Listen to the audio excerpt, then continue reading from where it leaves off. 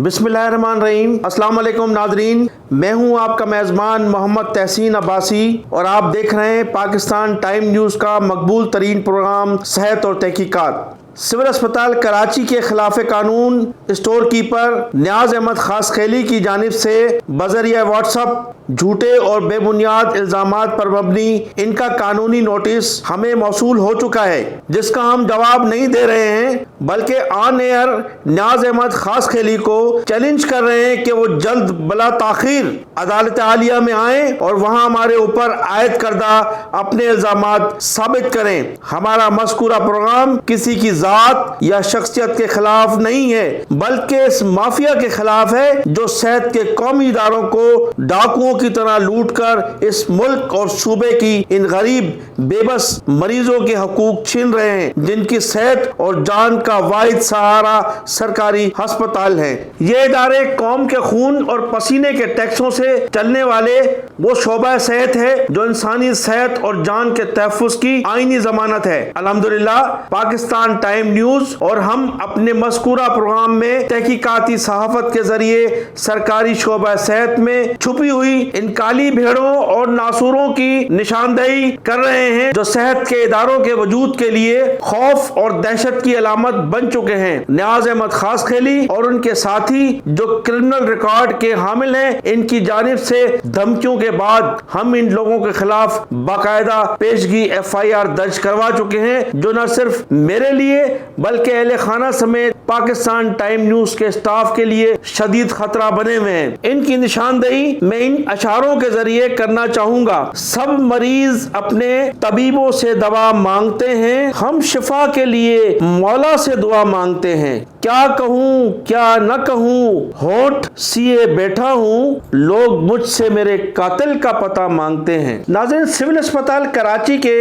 सरकारी अस्पताल की करोड़ों रुपए की चोरी शुदा अदविया की कच्ची गली मेडिसिन मार्केट से बरामदगी ताहाल सरबस्ताए राज है। वहीं दूसरी जानिब मज़कूरा चोरी में मुलव्वस अनासिर ताहाल न सिर्फ अस्पताल के स्टोर में बदस्तूर तैनात हैं बल्कि ये इनके खिलाफ कानून तैनात मुलाजमीन के गले की वो हड्डी बन चुकी है जो न सिर्फ निगली जा रही है न उगली जा रही है। तीसरी जानिब करोड़ों रुपए मालियत की वो दवाएं जो ट्रकों में लाद कर मुताल्लिका दवासाज इदारों को तब्दील करने के लिए भेजी गई थी, अस्पताल की इंतजामिया के मुताबिक कई माह गुजर जाने के बावजूद इसमें से एक बोतल भी वापस नहीं आई है। ये चोरी की वारदात का वो अनोखा तरीका है जिस पर अस्पताल की इंतजामिया हैरान और खल्क़ खुदा परेशान है। इस तमाम गोरख धंधे के जिम्मेदार नियाज अहमद खासखेली बताए जाते हैं, जिन्होंने ये खेल आल सिंध पीपल्स पैरा मेडिकल नामी वेलफेयर NGO के साये में खेला और अपनी इन मुजरमाना सरगर्मियों की पर्दापोशी के लिए कमाल महारत के साथ हुकूमती सियासी जमात पाकिस्तान पीपल्स पार्टी की छतरी को इस्तेमाल करके सूबाई हुकूमत को बदनाम करने में कोई कसर नहीं छोड़ी, जबकि ताहाल हुकूमती सियासी जमात ने बिला वास्ता या बिल वास्ता मज़कूरा तंजीम समेत किसी भी पैरा मेडिकल तंजीम को ऑफिशियल अपनी ज़ैली तंजीम करार नहीं दिया है और ना ही ये भुट्टो खानदान ये पाकिस्तान पीपल्स पार्टी का ये माजी रहा है कि वो गरीब आवाम दुश्मन कामों में शरीक कार रही हो। ताहम इन बनास्पति खुद साख्ता नौसरबाजों ने साबिक सदर मुमलिकत आसिफ अली जरदारी और पाकिस्तान पीपल्स पार्टी के चेयरमैन बिलावल भुट्टो जरदारी के साथ नियाज अहमद खासखेली ने तकनीकी हेरा फेरी करके सरदार अलहाज गुलाम मोहम्मद खान महर के बड़े साहबजादे और महर बिरादरी के चीफ सरदार मोहम्मद बख्श खान महर की तस्वीर हटाकर अपनी तस्वीर लगाकर अखबारात में भी शाया करा दी और इस तस्वीर को कितनी कीमत में कैश करवाया गया, ये जिम्मेदारी हुकूमत सिंध की है कि वो नियाज अहमद खासखेली की सरकारी मुलाजमत के दौरान इस धोखेबाजी और खुले फ्रॉड की तहकीकात करवाए और पता चलाए कि इन्होंने इस तस्वीर से कितना माल बनाया है। बसूरत दीगर ये कौमी फरीजा पाकिस्तान टाइम न्यूज़ भी सर अंजाम दे सकता है। नाज़रीन, नियाज खासखेली की खुद साख्ता तंजीम का एक और कारनामा डिस्ट्रिक्ट सेंट्रल कराची में भी बेनकाब हो गया। हमारी तहकीकाती टीम के मुताबिक نارتھ کراچی لیاقت آباد میں دو منظم گروپ آل سندھ پیپلز پیرا میڈیکل ویلفیئر کے نام سے سوشل میڈیا پر موبائل ویکسین کے نام سے سرگرم تھے۔ یہ گروپس یومیہ بنیاد پر سینکڑوں لوگوں کو بغیر ویکسین لگائے ان کی انٹری نادرا میں کرانے کا نیٹ ورک چلا رہے تھے اور فی فرد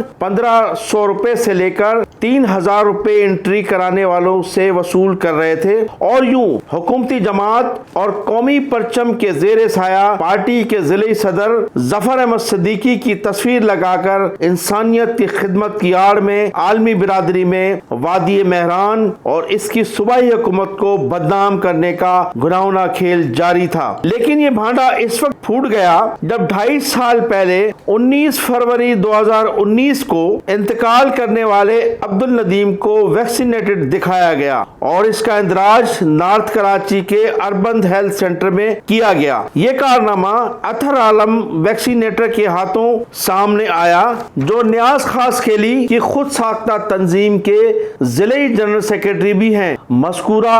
دستاویزات کے ساتھ آپ ویکسینیٹر اطہر عالم کی فوٹیج اسکرین پر ملاحظہ کریں کہ یہ قوم کے خدمتگار لوگوں سے کیسے ڈیل کر رہے ہیں۔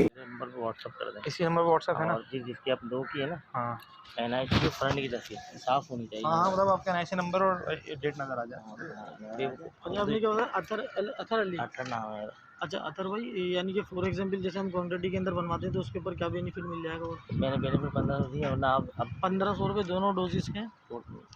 یہ سارا منظم گھناؤنا کاروبار ڈسٹرکٹ سینٹرل کے صدر مصطفیٰ قریشی کی سرپرستی اور نگرانی میں جاری تھا، جنہیں صدر بنانے کے لیے وقار خان کو نیاز خاص کیلی نے ہٹا کر اس بنیاد پر مصطفیٰ قریشی کو ضلع صدر بنایا تھا کہ وہ محکمہ جاتی طور پر کرائم کا اچھا اور ایک طویل ریکارڈ رکھتے ہیں۔ دوسرے لفظوں میں